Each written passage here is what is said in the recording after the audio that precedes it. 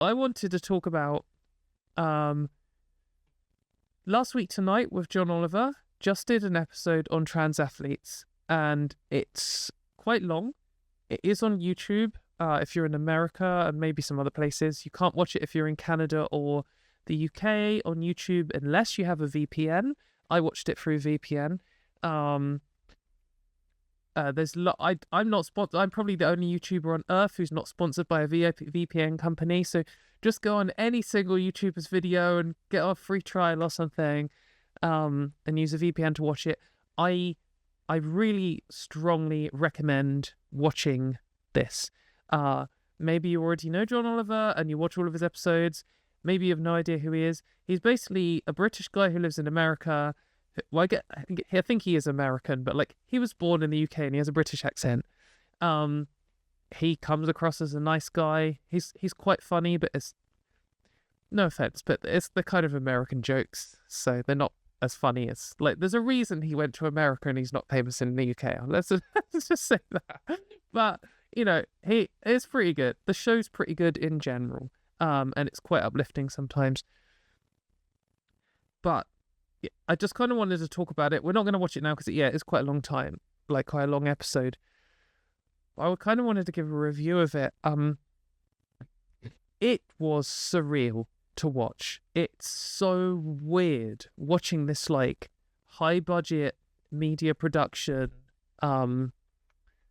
like big money research teams, like scripted studio audience, something like that, just be like fair and balanced. It's so weird to see that like they were like, we looked at all the research and like there was this many papers and this is what they said. Like they looked at the research and then like they interviewed some trans people, they interviewed some trans kids, they interviewed like the parents of some trans people. They had like a trans expert on. It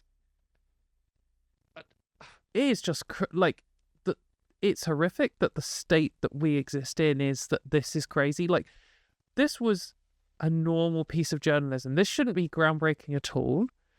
And if you take it out of the context of like everything going on, as it'd be so normal it'd almost be like unnewsworthy. It's just a journalist at a big media team with like a team of researchers just talking a bit about a topic and covering, like doing a bit of both sides, to be honest, and just saying, well, these are the facts, and you know, here's what the other people are saying, and this is why what they're saying isn't really true, and then here's some things that trans people are saying, and here's the stuff of it which is backed by evidence. And that's kind of like the whole episode, and it's such a like basic piece of journalism. But what is surreal about it is you just never see that. I mean, you see a bit more in the US. I'm not surprised that this is American and not British. But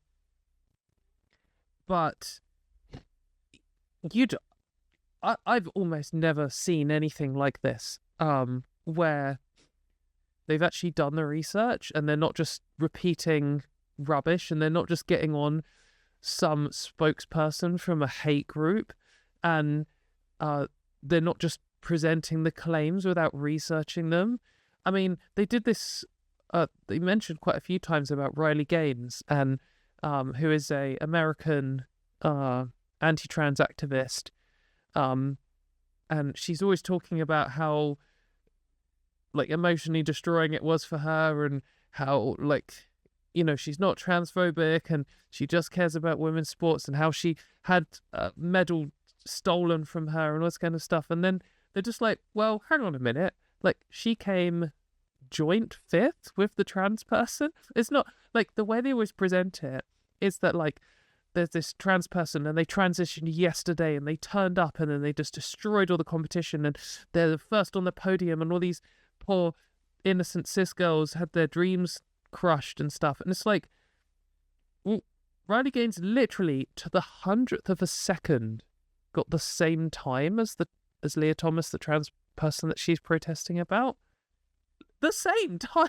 Like, and you're trying to claim that it's like drastically unfair. And then her big sob story is they weren't expecting people to draw. Like, I mean, you don't expect people to tie in swimming because they measure it to the 100th of a second. So they had a 5th trophy and a 6th trophy, and they didn't have 2 5th ones, so they gave her the 6th one, and the trophies are identical. And like, they just rinse her for this, and you just never see the media like I feel like there's all of these like layers of things. There's how people initially present it, and how the UK media always does it from left to right. The whole UK media all the time are like, here is what the transphobes are saying. Let's hear a quote from them. Let's get on Helen Joyce. Let's get on, J.K. Rowling quote. Let's just say what they're saying. We'll do absolute top layer. That's it. Surface layer. We're not going to dig into anything they say. Every claim they make, we'll just take at face value. And then at the end, we'll just have a quote from a trans person to balance it. Like, that's the standard British media. But what's like remarkable about this show is it goes down like 1, maybe 2 layers deep. And they're like, here's what the anti-trans people are saying. Here's what the pro-trans people are saying. Let's just research both of these claims. Let's just go 1 layer down. Oh, turns out that this whole story from the anti-trans person is kind of just fucking nonsense, and it's not backed by any evidence at all.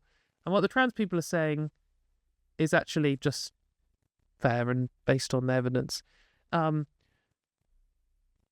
think one of my criticisms of this show is there was a few times where they just went like 1 layer down, and like they mentioned a few of these people like Riley Gaines, and they're like, oh, she says she's not transphobic, but here she is saying that she thinks trans women are men. Haha, we have captured you. Like, therefore, that's it. We've done all the stuff we need to do. Moving on to the next topic. And I understand that they have quite a limited time. And they went in, they covered a lot of ground. So I'm not really being super critical of them. I think that in order to do a perfect show like this, it'd be so difficult. And, they're trying to cram in jokes to keep people engaged and to, like, keep on their theme. And John Oliver is a comedian. And so, they're not, the show cannot be perfect. But in order for it to be perfect, I think they should have gone, like, 1 further layer down.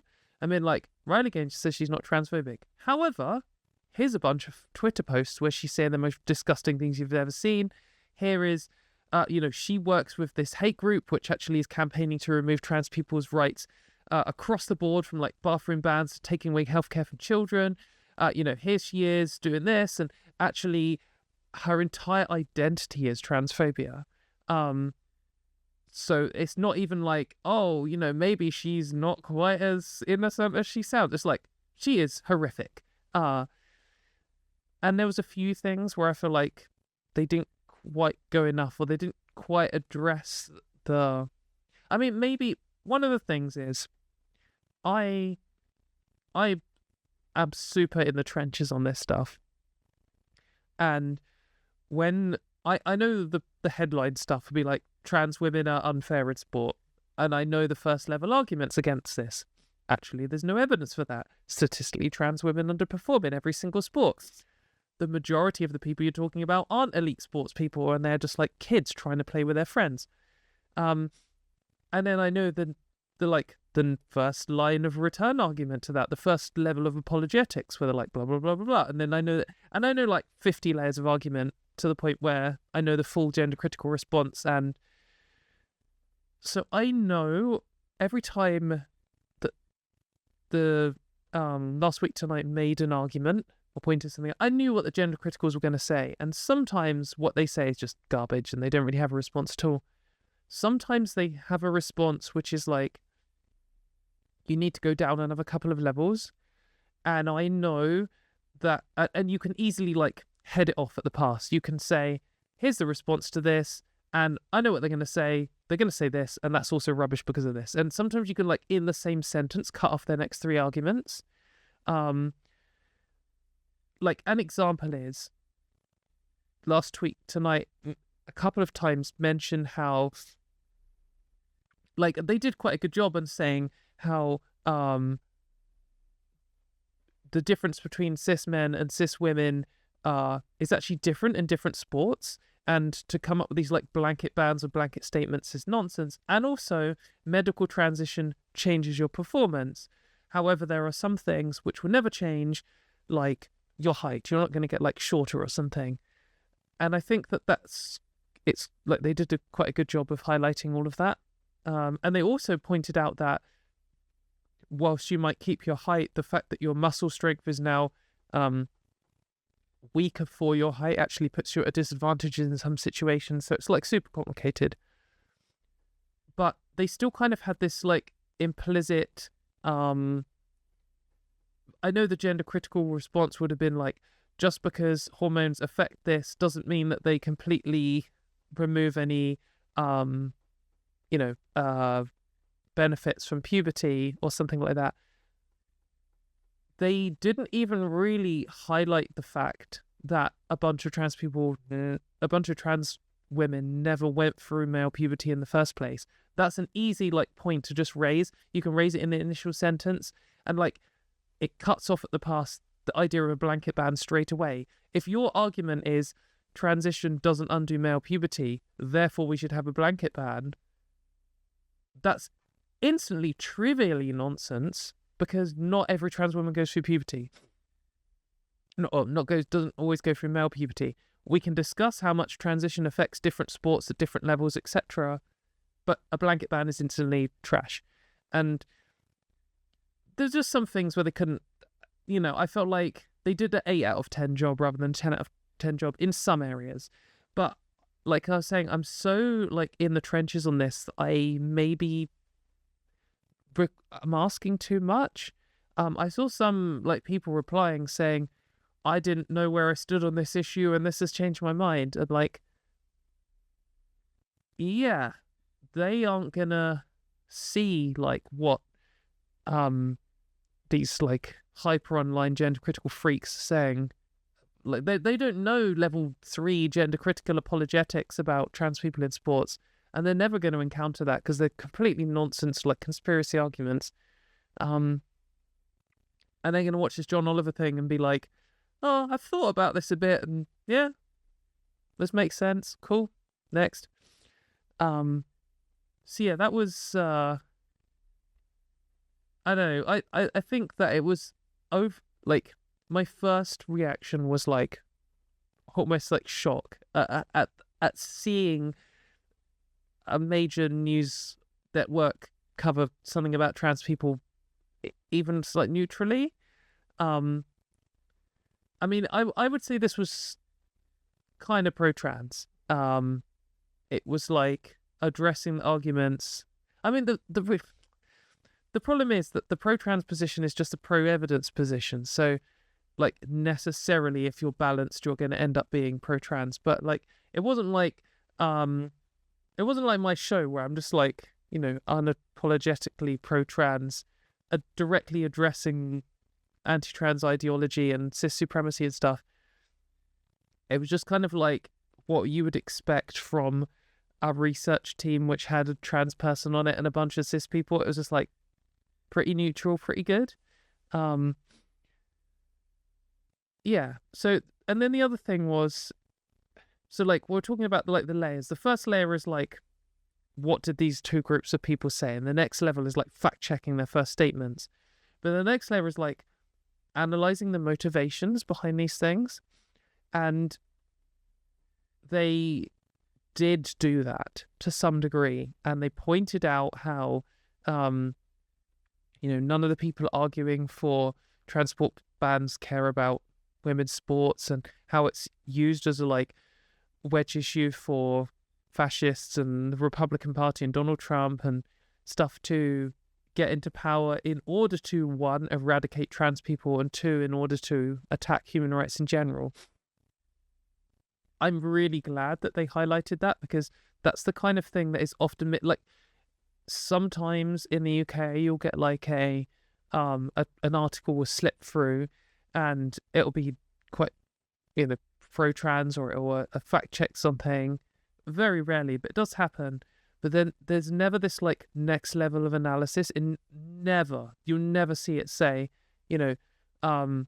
this thing happened And this is actually a part of a wider strategy globally by the right wing in order to radicalize people towards the right, which is what we're seeing in the UK and abroad. Like, you just don't get that, and that's what they did. Yeah.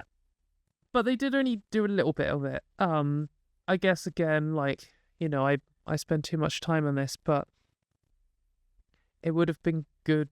It would have been good for just more. Like, I guess I'm so starved for programs like this that you see it and you're like, well, wow, this did not like quench my thirst at all.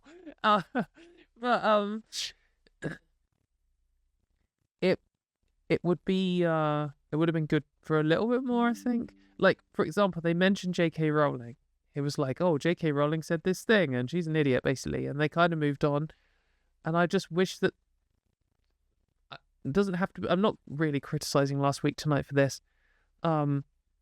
But I just want to see more of the things where they say, like, from bigger news organizations, where they say, J.K. Rowling, who, by the way, is a really dedicated anti-trans activist and has donated tens, maybe hundreds of thousands of pounds towards directly trying to remove trans people's human rights. For example, in the UK, which is campaigning to remove trans people from the Equality Act. Like, maybe they could do that more concisely. If you've got a writer team, you could even get a joke in.